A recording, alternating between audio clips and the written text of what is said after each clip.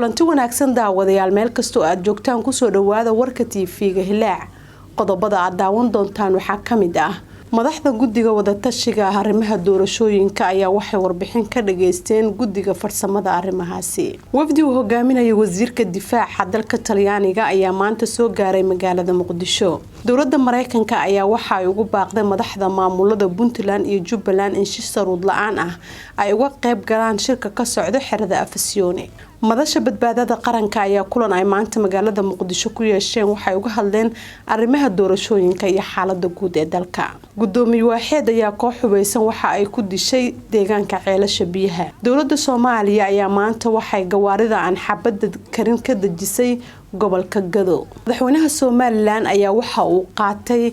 talaalka COVID-19 wasaaradda caafimaadka xukuumadda federaalka Soomaaliya ayaa waxa ay faahfaahin ka bixisay xaaladihii ugu dambeeyay ee COVID-19 guud ahaan warka TV-ga Hilaac waa nageenta